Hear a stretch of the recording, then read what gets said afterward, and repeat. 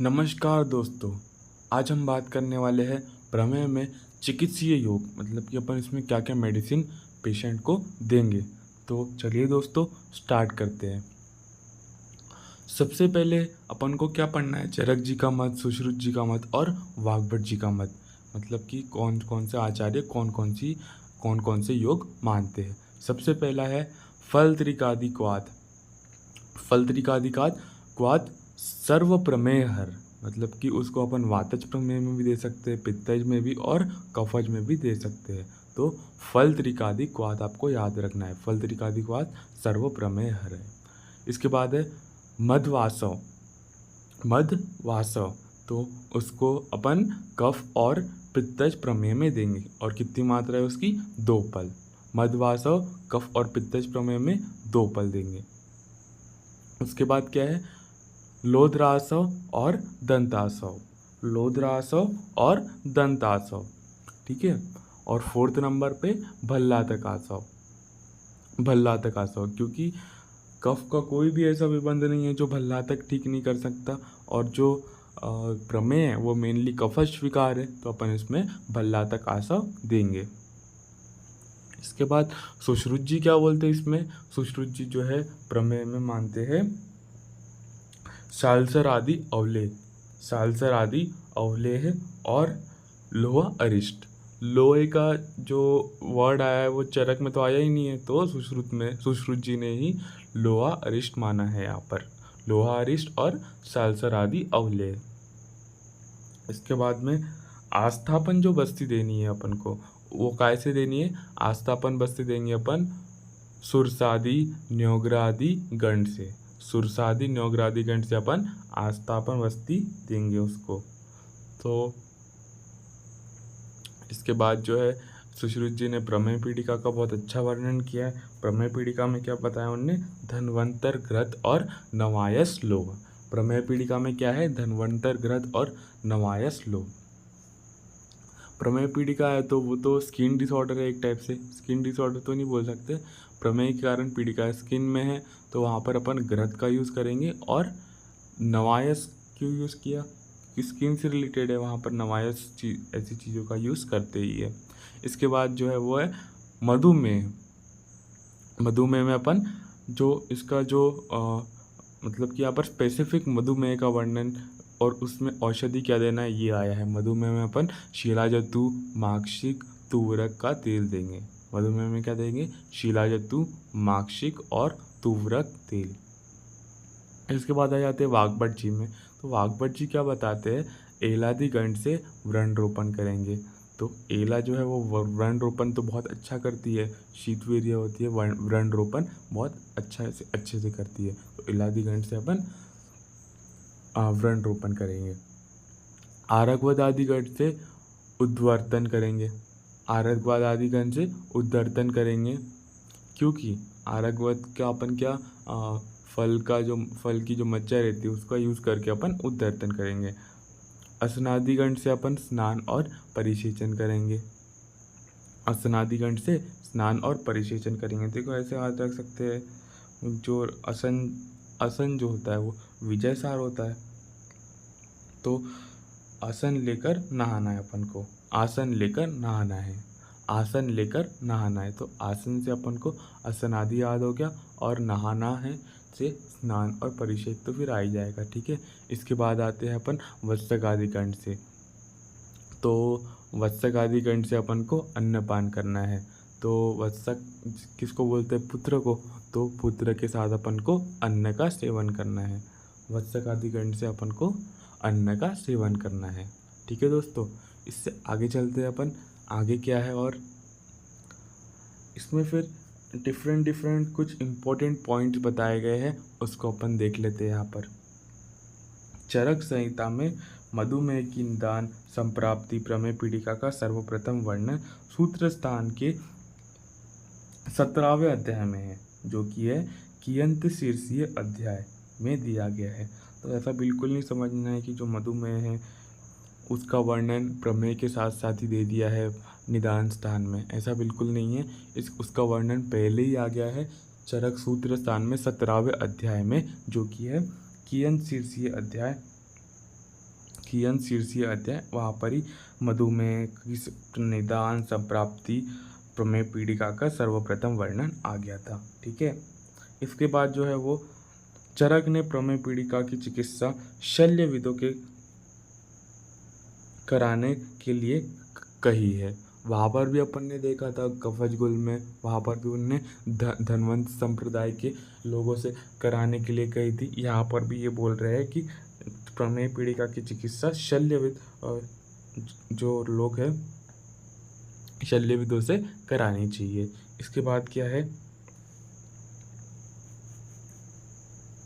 वंशानुगत प्रमेय। वंशानुगत मतलब कि हेरिडिटरी वाला जो हेरिडिटरी वाली जो डायबिटीज़ होती है वो यहाँ पर जो बता रहे हैं वो है असाध्य। तो वंशानुगत जो प्रमेय है वो असाध्य है। बस आपको इतना याद रखना है, जो वंशानुगत प्रमेय वो जिसको डायबिटीज़ जुवेनाइल डायबिटीज़ जिसको बोल सकते हैं वो बिल्कुल ठीक नहीं होती, बस उसको थोड़ा बहुत कंट्रोल कर लेते हैं, ठीक तो नहीं होगी वो। उसके बाद क्या है, सुश्रुत अनुसार मधुमेह में प्राकृतिक निदान, मतलब कि सुश्रुत अभी के ज़माने में तो अपन जो शुगर है उसको तो अपन डायरेक्ट शुगर टेस्ट करा के देख लेंगे, लेकिन उस ज़माने में तो शुगर टेस्ट होता ही नहीं था। तो उस ज़माने में कैसे पहचानते होंगे कि भाई इसको शुगर है या फिर मधुमेह है या फिर प्रमेह है, ये कैसे पहचानते होंगे? तो सुश्रुत जी ने क्या बताया, बहुत साइंटिफिक तरीका बताया उसका, कि आप पेशेंट से पूछो कि भाई तुम्हें कैसा लग रहा है, मतलब कि अगर वो चल रहा है तो उसको लगेगा कि भाई खड़ा हो जाए, मतलब कि अपन खड़े हो जाए, स्थिर हो जाए। अगर वो खड़ा हुआ है तो उसको लगेगा कि बैठ जाए। अगर वो बैठा हुआ है तो उसको लगेगा कि लेट जाए। लेटा हुआ है तो उसको लगेगा कि निंद्रा, मतलब कि सो जाए। तो अगर पेशेंट ऐसा फील कर रहा है कि वो भाई चल रहा है तो बोलते हैं ना भाई हमसे चला नहीं जा रहा है यार, हम रुक जाते हैं, तो रुक जाए वो उसी जगह पर। अगर वो रुका हुआ है तो वो बैठ जाए। अगर उसको ऐसी फीलिंग आ रही है कि वो रुका हुआ है, एक जगह पे खड़ा हुआ है, तो वो बैठ जाए। ठीक है, और अगर वो बैठा हुआ है तो वो लेट जाए, और लेटा हुआ है तो वो सो जाए। तो ये उत्तर प्रमेय की ओर ले जा रहा है आपको। ठीक है, अधिक पसंद करता है, उत्तर ये चीज़ें अधिक पसंद करता है। ठीक है दोस्तों, उसके बाद क्या लिखा है यहाँ पर,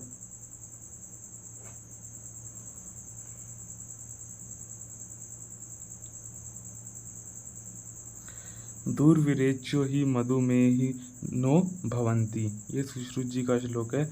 यहाँ पर जो इम्पोर्टेंट है, सुश्रुत जी ने जो माना है, दुर्विरेच्यो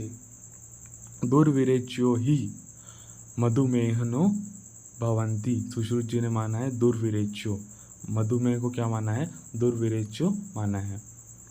ठीक है, इसके बाद क्या है, प्रमेह निवृत्ति का लक्षण। प्रमेह की निवृत्ति कैसे हुई, ये कैसे पता चलेगा आपको, तो देखते हैं अपन उसमें। मूत्र पिच्छिलम आविलम विषदम तिक्त कटुकम। तो आपको बस इतना याद रखना है, यहाँ पर इस श्लोक में तिक्त कटुकम आया है, तो ये बहुत इम्पोर्टेंट है। मूत्र पिच्छिल तो होगा, आविल भी होगा, विषद भी होगा, लेकिन यहाँ पर जो नई चीज़ें आपको देखने को मिल रही है यहाँ पर तिक्त कटुकम इनने बताया। प्रमेय की निवृत्ति का लक्षण क्या है, तिक्त कटुकम।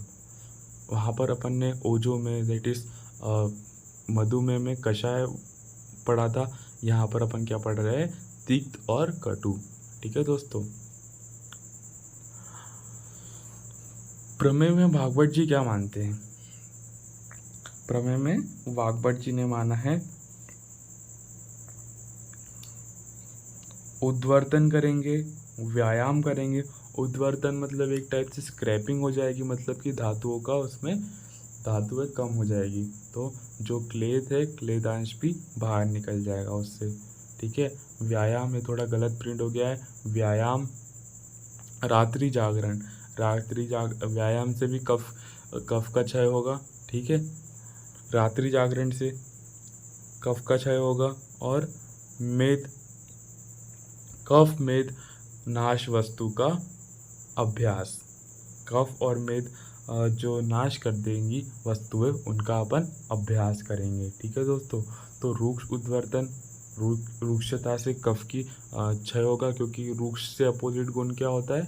स्निग्ध, तो स्निग्धता को कम कर देगा। व्यायाम, व्यायाम करने से कफ क्षय होगा। ठीक है।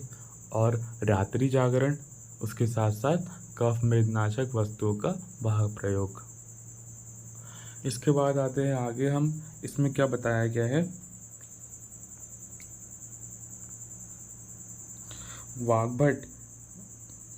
वाग्भट ने जो माना है वो सभी प्रमेय उपेक्षा करने पर कुछ समय बाद मधुमेह में परिवर्तित हो जाते हैं। मतलब कि अगर आपने इसको इग्नोर किया, जो इसके जो सिम्टम्स वगैरह आए थे, जब इनिशियल सिम्टम्स वगैरह आए थे, अगर आपने इसको इग्नोर कर लिया, तो अगर डायबिटीज़, मान लो अगर डायबिटीज़ इंसिपिडस है पेशेंट्स को, और उसने इग्नोर करते आ रहा है, कोई उसने डाइट का ध्यान नहीं रखा, ना मेडिसिन ली, तो उसकी डायबिटीज़ इंसिपिडस मेलाइटस में कन्वर्ट हो जाएगी और वो ज़्यादा घातक होगी। तो अपन को पेशेंट को जल्दी जल्दी मतलब कि सजेस्ट राइट मेडिसिन करनी है। ठीक है। तो इसमें क्या लिखा है इनने?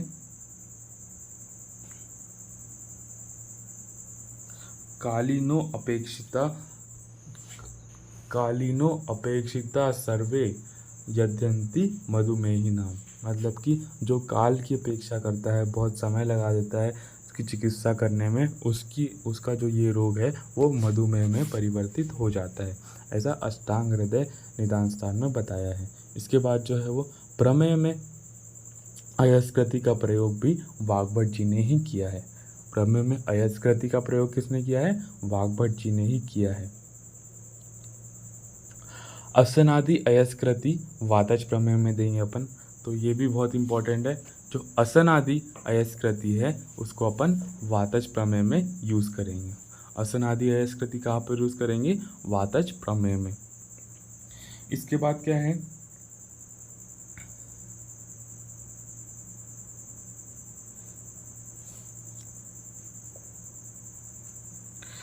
इसके बाद एक ऐसा ही जनरल पॉइंट है इसमें, जो बोलते हैं ये सिद्धसार निघंटु में रविगुप्त ने फलत्रिकादिक्वाद का प्रयोग पांडु चिकित्सा में किया है।